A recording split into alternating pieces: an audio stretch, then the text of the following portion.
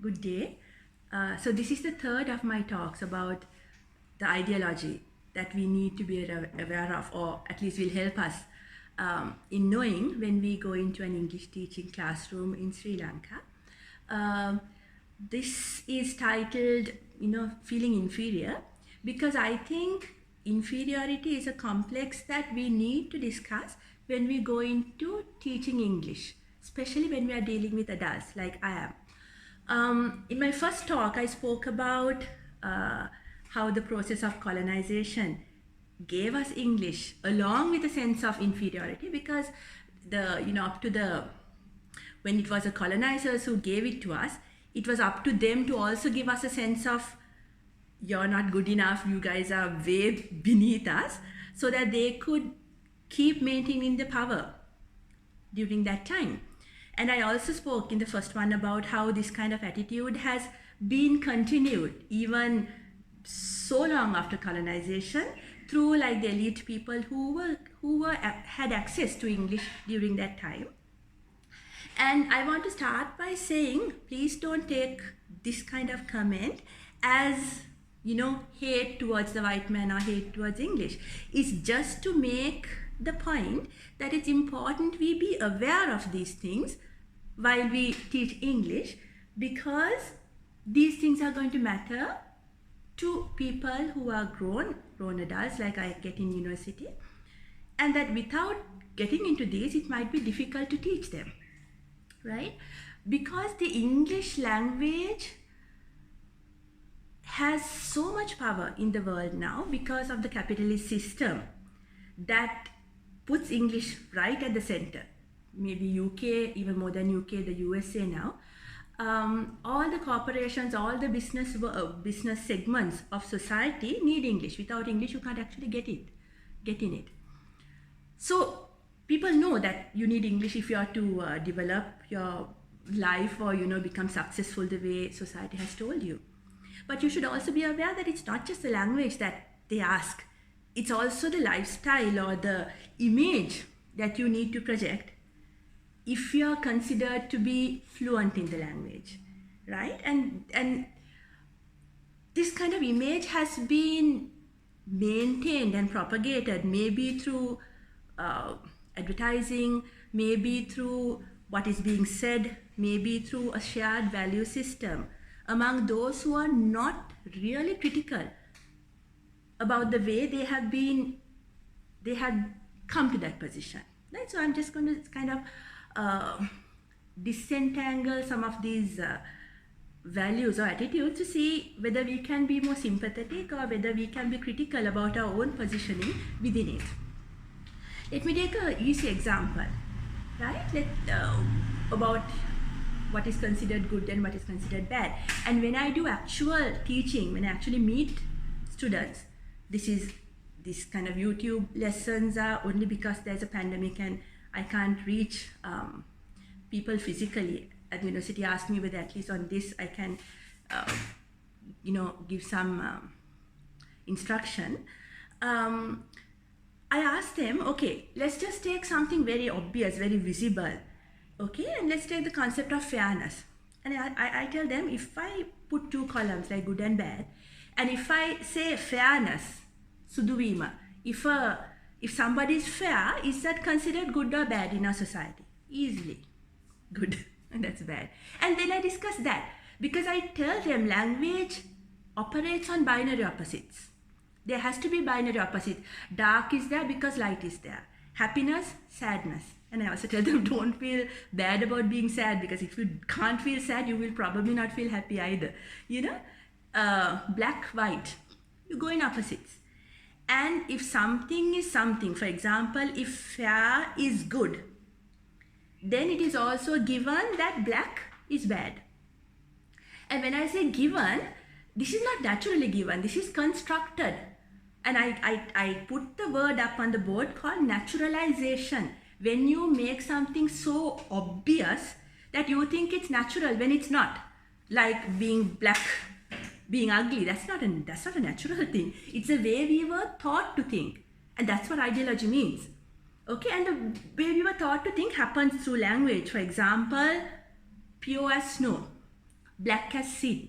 So sin is partnered with black, right?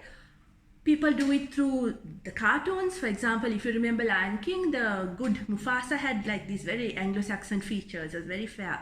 And Scar, the bad lion, had this pointy Eastern kind of features, and he was very much darker. So we get these within, very subconscious ways within the person who is watching it. For example, I asked them, like, if you watch Tarzan, I don't know whether people watch Tarzan anymore, but if he's fighting the savages, whose side are you on?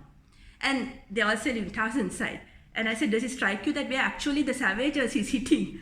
Things like that, how uncritical we are in analyzing what we are given, especially through entertainment and now through media, through advertising that happens in the media.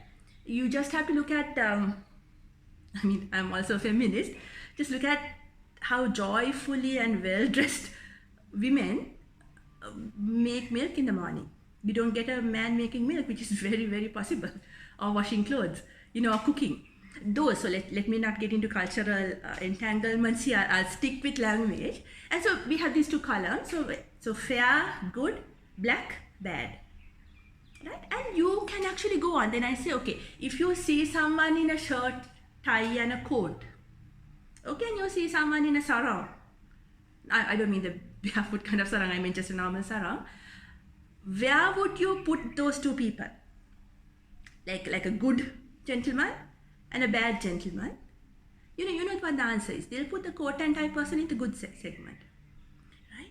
And it's incredible that if you have that image, that's enough to make them good. And whatever the image that you have that are not considered successful or correct from the Western business standard is considered bad. We all do it. So the image factor, even now I had a choice. I could come on the internet and speak to you with my hair half white because no one can get to a salon, right? Or I could protect my image and not show it. But the fact is, this is easy for me because I'm 50. After 40, you don't really care what others think. But a young person does, very much so. So I always say, it's easy for me to say, but try to. It's very, because you have to be aware of your own position of privilege. Like, I am in one.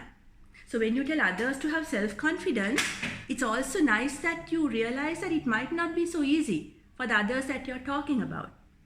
Even the fair, dark thing. I remember my students say, miss, it's easy for you to say you're a bit fair. So I say, whatever fairness I have in the US or in the West, I am just black. I'm a black person. There's no question about it. Even Aishwarya Rai would be black, right? And then I also say, yes, if you think this is fair Sri Lankan standard, look at my teeth. They are all crooked.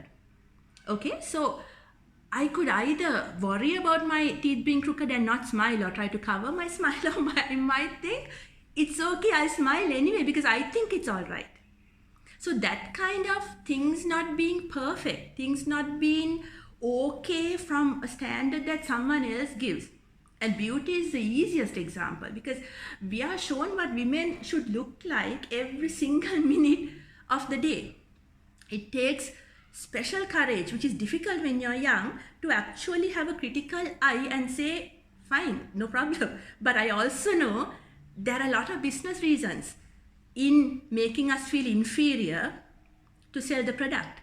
And honestly, I think some of these ads are not okay, because if you try to tell millions of brown women like us that if you are not fair, you cannot get a job, you people won't look at you, you can't get married, whatever you might feel about that being successful, that is not okay, because you're actually hitting at the most vulnerable, most basic level of inferiority, or you're actually giving it to them, which is not okay the way I'm looking at things, because that inferiority has to be there for the product to be brought.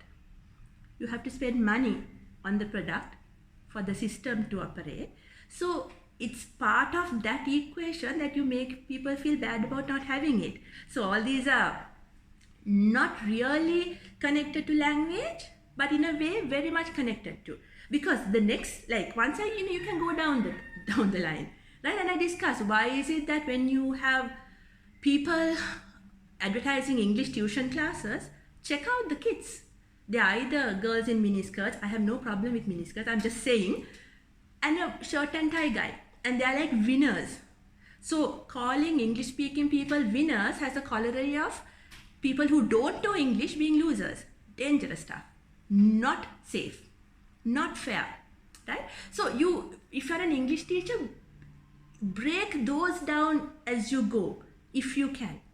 Right? Because it will help the person who has been, handicapped at every point, have some sense of self-respect, some sense of, I will try to handle this within him or herself, which is going to help, right? So this inferiority thing, and I have these columns where we talk about dress, we talk about hair, and I said everything is political, even your hair is, right?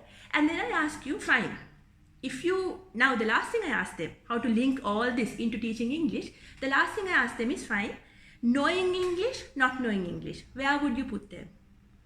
It takes just a second. They all say knowing English is on the good side, not knowing English is on the bad side. You unravel that, so not knowing English is bad. Again, not a safe assumption. Yes, know English, it makes you more powerful, it makes you have more chances of getting access to where the money is or where whatever the social admiration is. But please don't start by thinking that not knowing English is going to make it bad. Get there, but not with a sense of inferiority, because you start with an obstacle, then you start with a handicap, right? So that is what I'm trying to tell here.